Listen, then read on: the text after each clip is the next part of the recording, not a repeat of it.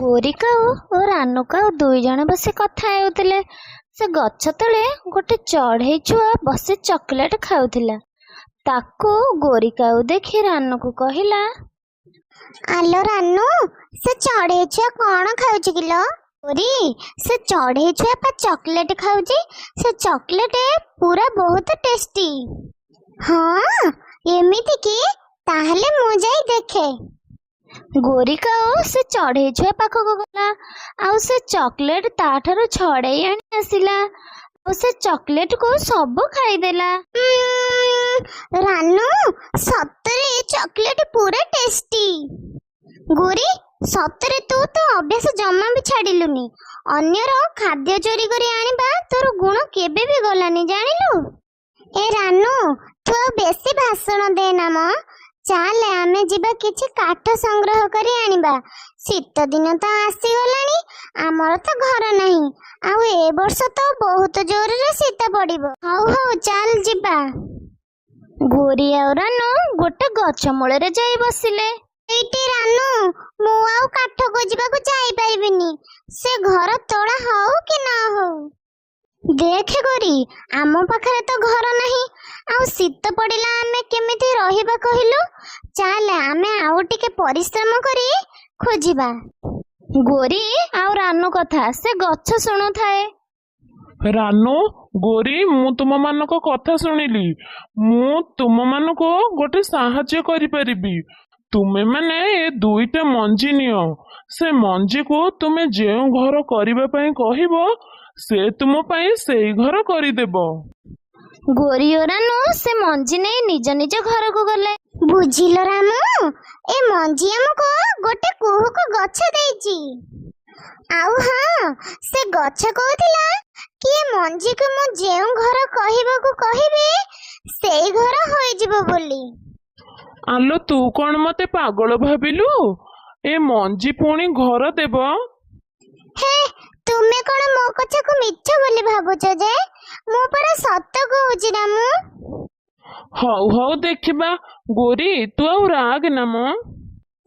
ଝିଅ, ଏ ଗଛ ମତେ ଗୋଟେ ଯାଦୁର ମଞ୍ଜି ଦେଇଛନ୍ତି। ହଁ, ସେ କହିଛନ୍ତି କି ଏ ମଞ୍ଜିକୁ ମୁଁ ଯେଉଁ ଘର କରିବାକୁ କହିବି ସେ ସେଇ ଘର ହୋଇଯିବ ବୋଲି। ହେ ଯାଦୁଇ ମଞ୍ଜି, ତୁମେ ମୋ ପାଇଁ ଗୋଟେ ମାଟିର ଘର କରିଦିଅ। ତାପରେ ସେ ଯାଦୁଇ ମଞ୍ଜି ରାନୁ ପାଇଁ ଗୋଟେ ମାଟିର ଘର କରିଦେଲା। ତୁ ଏ ଯାଦୁର ମଞ୍ଜିକୁ କେଉଁ ଘର ମାଗିବୁ ବୋଲି ଭାବୁଛୁ? ମୁଁ ଭାବୁଛି ମୁଁ ଗୋଟେ ଚକୋଲେଟ ଘର ମାଗିବି ବୋଲି। ହେ ଯାଦୁଇ ମଞ୍ଜି, ମୋ ପାଇଁ ତୁମେ ଗୋଟେ ଚକୋଲେଟ ଘର କରିଦିଅ। ତାପରେ ଦେଖୁ ଦେଖୁ ଗୋରିର ଚକୋଲେଟ ଘର ହୋଇଗଲା। ଆରେ ସତରେ ତ, ଏ ମଞ୍ଜିରୁ ଗୋଟେ ଚକୋଲେଟ ଘର ହୋଇଗଲା। ହଁ ରାମୁ, ଆମେ ଏବେ ସବୁଦିନ ଏଥିରୁ ଚକୋଲେଟ ଖାଇବା। ହେଲେ ରାମୁ, ଆମକୁ ଏବେ ଚକୋଲେଟ ଘରକୁ ସବୁଦିନ ଜଗିବାକୁ ପଡ଼ିବ। ରାନୁ ଚଢ଼େଇ ସେଠାକୁ ଆସିଲା। ଗୋରି, ତୁ ଏ କ'ଣ କଲୁ? ଚକୋଲେଟ ଘର କ'ଣ ପାଇଁ ମାଗିଲୁ? ଶୀତ ଦିନ ତ ଆସିଲାଣି, ତୋର ତ ଘର ନାହିଁ। ତୁ କ'ଣ ପାଇଁ ରହିବା ପାଇଁ ଗୋଟେ ଘର ମାଗିଲୁନି? ତୁ ଯା ଏଠୁ, ତୁ ଆଉ ବେଶୀ ଭାଷଣ ଦେନା ବ। ଗୋରିର ଏମିତି କଥା ଶୁଣି ରାନୁ ସେଠୁ ଚାଲିଗଲା। ରାମୁ ଓ ଗୋରି ଚକୋଲେଟର ଘରକୁ ଜଗିଲେ।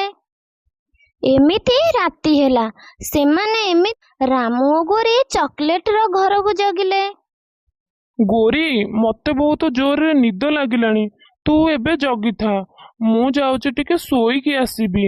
ତାପରେ ତୁ ଯିବୁ ଶୋଇବାକୁ। ଆହା, ମୁଁ ନହେଲେ ଏମିତି ସବୁଦିନ ଶୋଉଛି ଆଉ ତୁମେ ଏକା ଜଗୁଛ ନୁହଁ? ଚୁପଚାପ ତୁମେ ରୁହ। ମୁଁ ଟିକେ ଶୋଇକି ଆସିଲେ ତୁମେ ଯିବ ଶୋଇବାକୁ, ହେଲା? ଗୋରି ଶୋଇବାକୁ ଗଲା। କିଛି ସମୟ ପରେ ରାମୁ କାଉ ମଧ୍ୟ ଶୋଇବାକୁ ଗଲା। ଗୋରି ଓ ରାମୁର ଚକୋଲେଟ ଘର ବିଷୟରେ ଜଙ୍ଗଲ ସାରା ବ୍ୟାପିଗଲା। ସେ ଗୋରି ଆଣ୍ଟି ଆଉ ସେ ରାମୁ ଅଙ୍କଲ ତ କେବେ ବି ଶୋଉନାହାନ୍ତି। ଆମେ ଚକୋଲେଟ ଖାଇବା କେମିତି? ରେ ମୁନା, ଆମେ ଜଗିକି ରହିବା।